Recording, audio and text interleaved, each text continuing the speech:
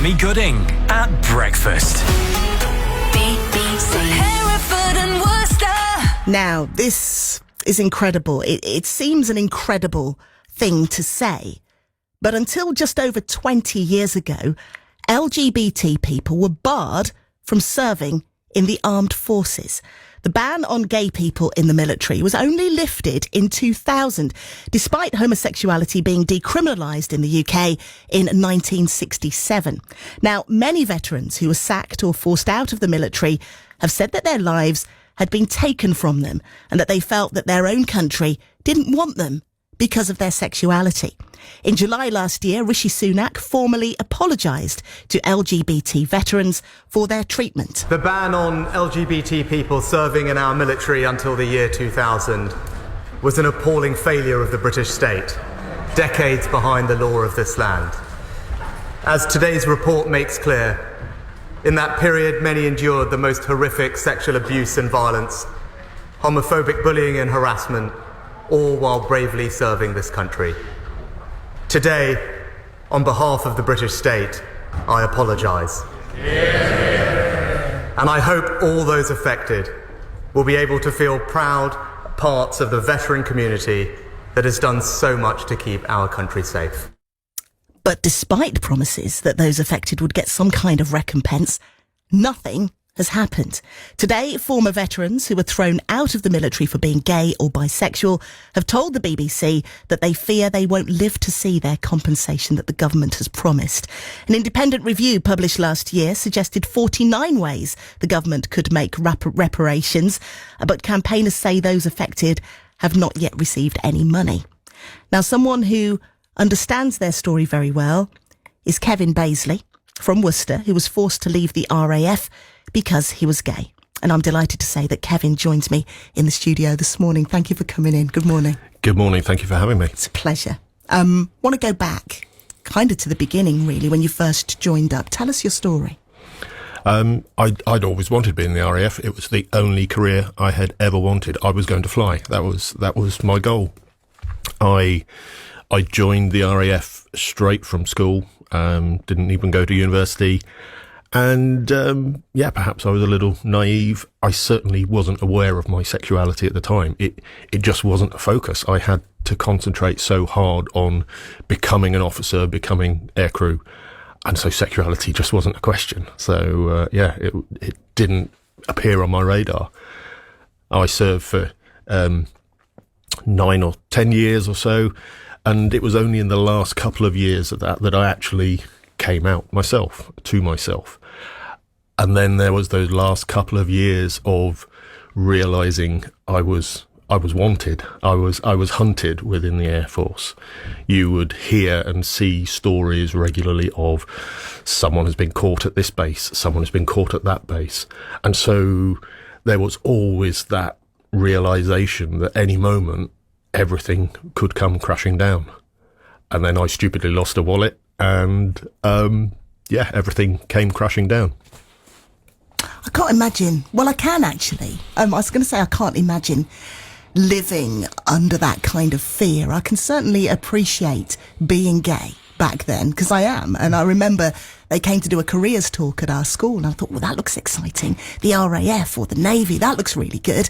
But then when I looked into it deeper, because I did know I was gay, but I wasn't out. This was the 80s. You just didn't, did you? I mean, where were your role models? Where was the person to talk to? But I knew that I wouldn't be able to be allowed to join the forces, even if I'd wanted to. And immediately to me, that gave me a bitter taste in my mouth. So for you, living through that experience, how did you feel when it dawned on you, when you did realise that you were gay and that you were sat there and, as you put it, you were a wanted man? You were serving for your country and you felt like a wanted man. Yeah, I mean, I had gone down the path of many junior officers. I had got married. I had children. But things dawned on me that wasn't me. That wasn't me. As much as I wanted to love my wife, I certainly love my kids. I couldn't love her in the way that she deserved as a wife, because that wasn't the relationship that was right for me. And so I had that shock to my system.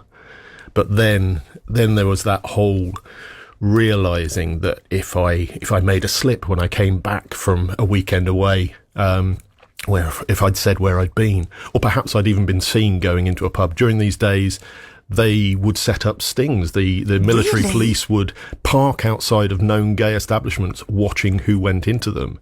They would set up entrapment things. There were some really diabolical practices that went on during those years of the gay ban. They still imprisoned people up until 1996. I was quite lucky to get away with it in that respect and not be jailed. The fact that homosexuality was decriminalised in the 60s, and yet here we were, that you could actually be imprisoned for this. You must have been terrified, actually. Every day you must have felt under immense stress. That fear was always there. It really came to a head in the 6 weeks or so after I knew I had lost a wallet which contained some incriminating evidence in it. And literally every morning I would wake up thinking, is this the day? Is this the day I'm going to get that knock on the door? And when the day came, tell me what happened when it was revealed that, and I say revealed, I mean, it's an awful thing to have to say, that you're gay. And Ta-da! Here I am, hello. How was that? It was, I mean, in a lot of respects, it was a very normal day for me. We were on a training flight over the North Sea. At the time, I was flying on Nimrods at RAF Kinloss in the north of Scotland. And we'd finished a training flight, 8 hours bouncing around over the North Sea, landed back, and I was just doing my normal stuff, shutting down my computer and packing up my bag.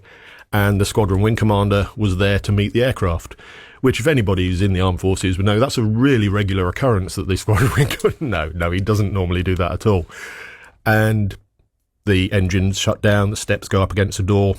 He comes up, walks up through the cabin and just comes to me and says, "Don't worry about that. Come with me." Did you know? Did you know then? Oh, I knew I mean, there was only one thing it could be. As I say, I'd been waiting for that moment for six weeks or so from when I knew I'd lost the wallet. And, you know, that humiliation of being led down through the aircraft past my colleagues and my friends and being driven off to the RAF police flight and starting the end of my career, basically. And what was said to you? There was, I was handed over to a squadron leader from the Special Investigation Branch, and then we had a good few hours of very personal interrogation, asking me about my sexual practices, who I had had relations with, who else I knew in the Air Force who was gay, and just going over and over this ground. And, I was still very naive, still fairly fresh at coming out. I didn't know anybody else in any of the armed forces who was gay at that time. So, I could only answer in the negative. And quite frankly, even if I had known someone, there was no way I was going to put them through what I was going through. Sure. Wow. And so there came the end of your career. Yeah. How did you feel? Because you had put yourself on the line to serve your country. You'd put your hand up and said, "I'm prepared to die for my country." Yeah. And there you were being treated like a criminal. How did you feel?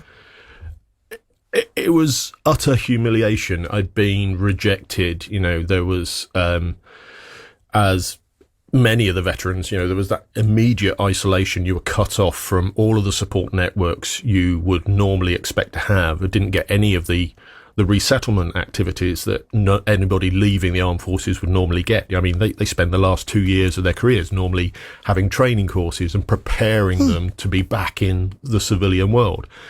Bang, that was me pretty much overnight back out in the civilian world. I was lucky I had a partner, so I had a home to go to. Many were literally made homeless. They were outed to their families and their friends. So that isolation for many of those veterans was absolute, and homelessness and poverty really, really pervasive within that group of people who were abandoned by the armed forces that they signed up and swore oaths to defend. The language through this entire journey that we've just heard is so sad, criminal and felt like you were being watched, that felt like you were abandoned. This is awful. I mean, it took so long for LGBT people to be accepted in the military, and longer still to get this apology we just heard from Rishi Sunak. What do you think of what these men have said, that soon it's going to be too late for many veterans to get any further compensation or reparation, really, in that sense? Yeah, 33 years of the ban itself, 20 years of individuals trying to fight their case against the government. In the last 4 years or so, the Fighting with Pride LGBT military charity, they've done so much to bring us to the point where we had the Lord Etherton review and get that apology. But we've got veterans who, as we've heard today, they're terminal. They know they do not have long. That money, that compensation could really make a difference to the last few months of their lives. Sure. Just getting their affairs in order, just having that final holiday with family and friends, just to have some positive memory from it. And that money could really make a difference. The apology happened in July. Fighting with Pride had suggested a plan for how to do the compensation 4 years ago in 2020. They refreshed that last August. So, the government can't say, we don't know how to do the compensation plan. Well, the LGBT Veterans Independent Review, which began in 2022, made 49 recommendations, including affected veterans to be given an appropriate financial reward, which we've just talked about, the return of medals that veterans had to give back. They'd earned those. And the clarification of pension rights. And none of this has been acted upon, I'm gathering. Some of it has started. So some of the non-financial recompense has been acted upon already by the government. There is a restorative justice website that is available that was launched in December, and certainly I would encourage anybody who was impacted by this ban to search for that LGBT restorative justice website and fill in the survey form where you can request all of those things, such as your medals given back to you. That you didn't have to hand them back; they were ripped from you. They were literally cut off from people's uniforms at times. So you can ask for those medals to be given back to you. You can ask for apologies. You can say whether you want that in person, in writing, at an RAF base or whatever. Pensions recovered, berets. People had their headwear. We were banned from wearing any part of the uniform. Good Lord. I just wonder why it took so long for gay people to be allowed to serve in the first place. Fear, mainly. It was fear and a complete lack of logic. They would suggest mainly that because you were LGBT, you were a security risk because you could be blackmailed for being LGBT, with completely missing the fact that obviously if you were allowed to be open as LGBT, you couldn't then be blackmailed for it and therefore couldn't be a security risk. So you're stood in front of Rishi Sunak now, and you have the opportunity. I know you're working with Fighting with Pride. We've talked about that. This is the charity. What are you calling for? What would you say to him?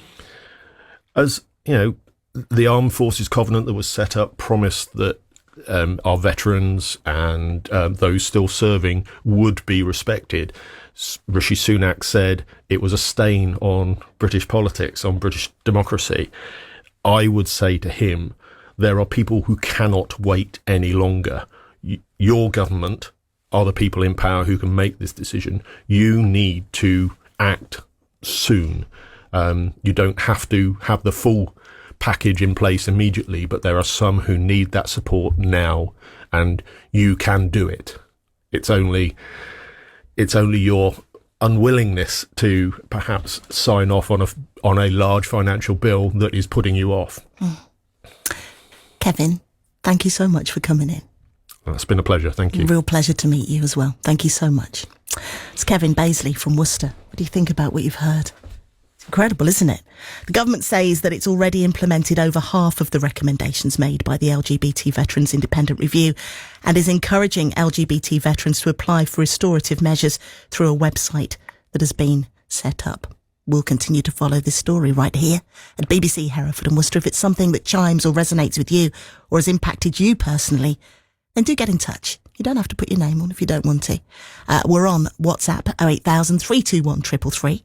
Start your message HW And on the text 81333, start with HW. From Edgar Street to Agbury.